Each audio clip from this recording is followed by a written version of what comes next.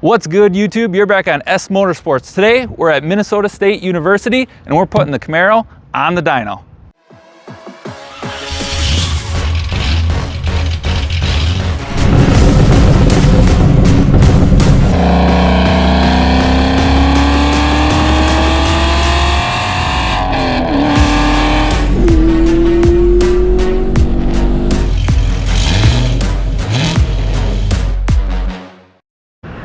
All right, guys, like I said, today I'm at Minnesota State University, which is my old college, and I had a professor reach out and see if I wanted to come put the Camaro on the dyno and do some rollers and stuff, and I think that's gonna be a lot of fun.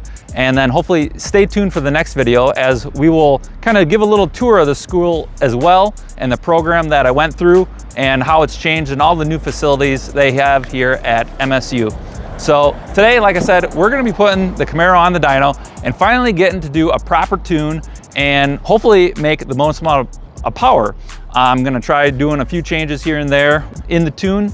As far as timing, I already got it on E85, so we're gonna definitely see what that makes. I'm really curious. I'm gonna guess, you know, obviously put your guesses in the comments, you know, no skipping forward, but I'm gonna guess 460 to 475 is my guess. If you're new to the channel, this car is basically full bolt-on. We have headers, C8 intake, you know, air intake, flex fuel, and that's pretty much it for the power-wise, and then obviously a tune.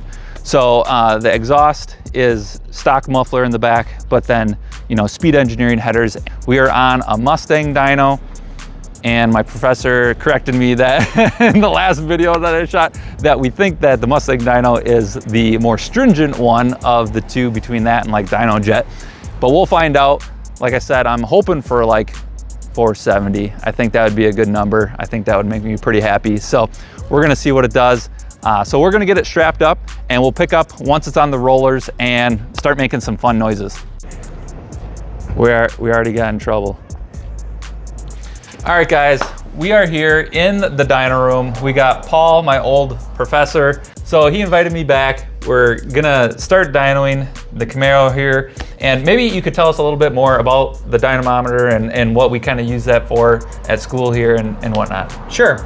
So we have a Mustang dyno. It's the import model, so it's a little narrower, a little bit lighter weight, because most of the vehicles and stuff we test are smaller front wheel drive cars now, type of thing. We show our students proper tie down, how to calibrate the dyno, things that are going to affect their results, and then the students test their own cars in the program here. And then they have to change something on their vehicle. Most students just like take the air filter out, something simple. Run the car again to see what horsepower changes, if it moved RPM. Some students will go as far as changing the exhaust as part of their lab, just to do something different, try to make some horsepower. I think when I did it, I had like my old blue Chevy 96 truck and I put down like 206 to the wheels or something, and it's like, ouch. Yeah. We will have students come in, usually at that time in their college career, they don't have nice vehicles yet, that, you know, we get a lot of 100 horsepower cars that come through here. It's still fun though. It's still a blast doing that. So yeah, obviously, like I said, stay tuned. We're gonna shoot more about the different areas of the college and the program has, because since I've been here, it's changed drastically in terms of new buildings, new facilities, a lot more equipment. So it is a trip down memory lane here for me, looking at all this stuff, but there's way more stuff over there, kind of yonder or whatever, that is all new. Yeah, and it's nice seeing that someone who went through our program is using what they learned to make their car better. All right, so we're gonna get the car fired up. We're gonna do a few kind of short pulls, make sure everything's good, take some data logs, make sure that's good, and then we'll start with a full pull in its, call it stock form that I have the tune set at. And then there's a few things I wanna adjust, some variable valve timing in the tune, as well as timing. I wanna look at timing with the E85. You know, I only gave it 2 degrees, so I wanna see if, you know, bumping it up a little bit can make a little bit more power. And then with the direct injection stuff, I definitely wanna try looking at the injection timing as well, as that's very mixed information online as well. So I want to play with that and see if there's any horsepower numbers there that we can find. So, all right, let's get to it. All right, guys, so we did one short pull from 3,000 to 5,000 RPM just to make sure everything was good. Car ran good. So now we're gonna do a full pull from 3,000 to redline basically in its stock tune form and see what it makes. Yeah, so let's do that next, and then we'll get into trying to tweak a few things in the tune. I did hit start, so as you shift through the gears, just don't go over 3,000. Okay. As you shift it up into the gears, okay. Which should be fine. Okay. If you do, I'll just have to restart the test. Okay, sounds good. All right, guys, we're gonna try doing a full pull here, and we got the laptop data logging, and so the test is started, and basically it's just gonna start when we get above 3,000 RPM. Oh, but it sounds so good. Well, I don't know, if you want them, otherwise you don't want them, I'll take them back. It's really not loud in here. All right, so we're gonna go through the gears. We'll get up to 3,000, then we're gonna try 3,000 to 6,500 and see what it does. So this is stock.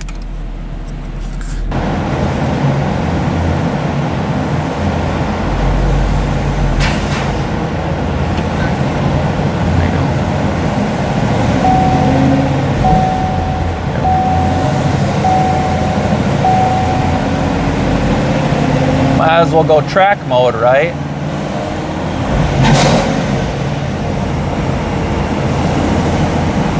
Whoops. All right, we're in third.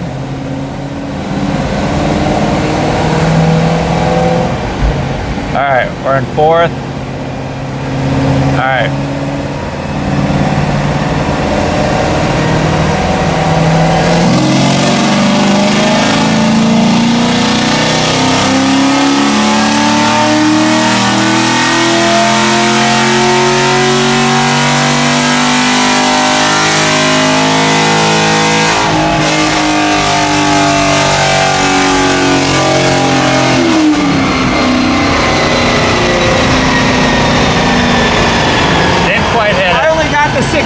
On here. On here, it definitely hit 65. Sure. So maybe it's just a little bit off, huh? That or maybe we try your 2,000 RPM. Test again? Test again. Okay. Well, you made 400 horsepower. What?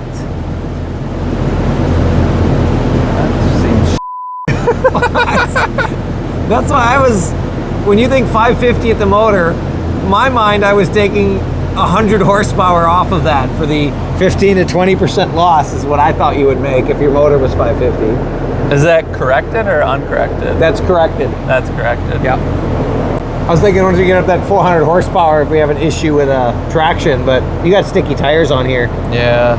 I was like, God, why is my air fuel so rich? E85. All right, we're gonna give it another go.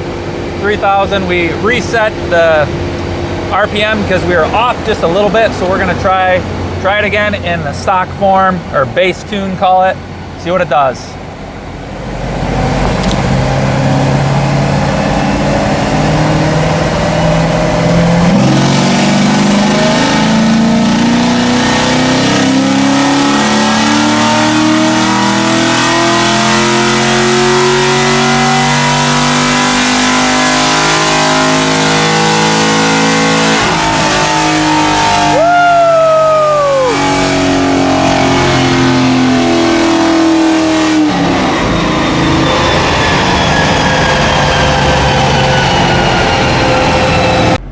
What's your discipline you're going into? I don't know, probably computer science. Oh, okay. And then he's more auto.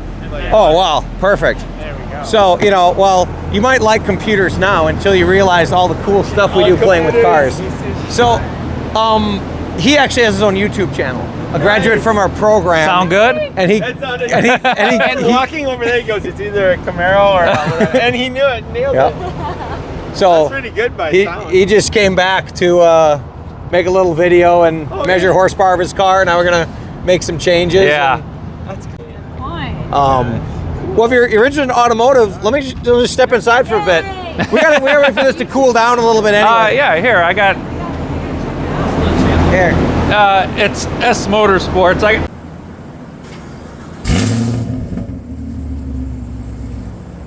we're gonna make another pull. I added 1 degree of timing, so we're gonna give it a shot. See, I'm just checking the temperature.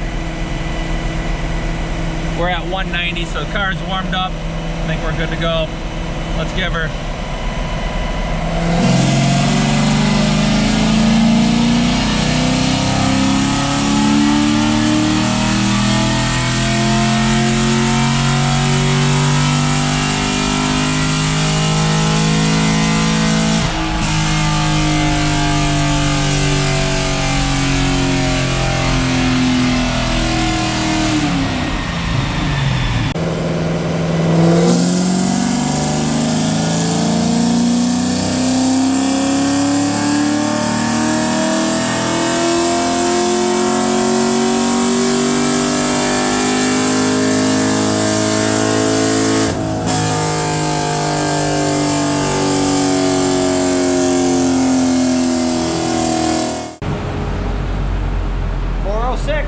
Damn, it liked it. It did. It did like it. Give it some more. I was just thinking, give it some more. We might have to. Yeah, I like that 1 degree. All right, we'll make a change and try it again. It was like 406, 419 torque last time. I changed injection timing. We'll see what it does, see if it likes it.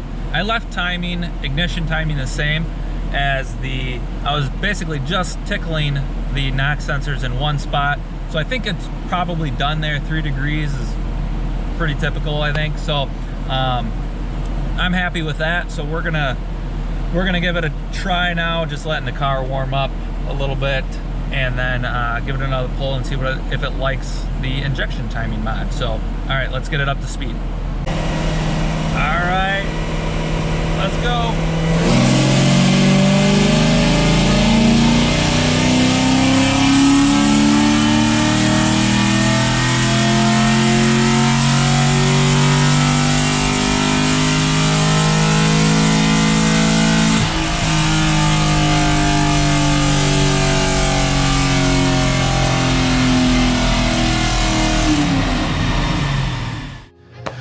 All right, guys, so that's it. We finished up dynoing the Camaro, and well, it didn't make what I thought it was gonna make. I was wrong.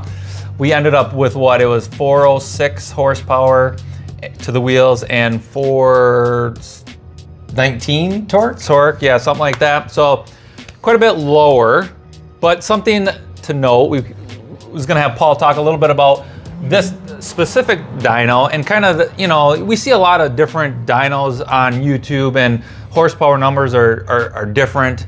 And I'm not sure if I'll put in the clip or not, but I was saying, like, you know, the dyno is a tool.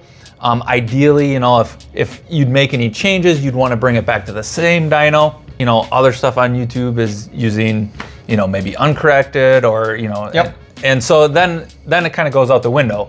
You know, make everything a level playing field. Make everything comparison to other things. There's a weather station, it's a little white box on the side of the computer there to monitor, you know, even moisture in the air, much less temperature is the biggest factor that affects, if you're testing on a 40-degree day or you're testing on a 70-degree day, you'd make more power on the colder day.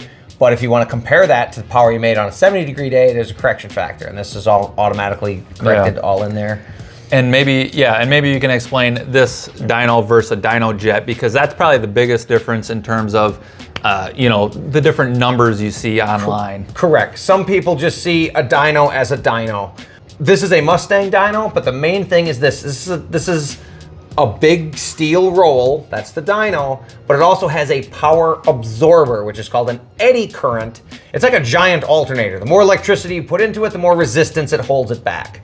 Versus most dyno jets, not all, are inertia only. So then if the roll weighs 2,000 pounds, but your car weighs 4,000 pounds, you truly only accelerate 2,000 pounds. And then the motor will accelerate at a slightly different acceleration rate, gives you a slightly different number than true what it would see on the road. Here we put in the weight to the car, we try to make it act on the dyno, 0 to 60 speed, same as you would see on the road, by giving it that extra, you know, using that power absorber is the main thing. Yeah. different. I mean, now they still sell Mustangs without the power absorber addition on it. You know, so okay. oh yeah, it's even Dynojet sells them both different ways, but it's not the same comparison as if your vehicle is heavier than that.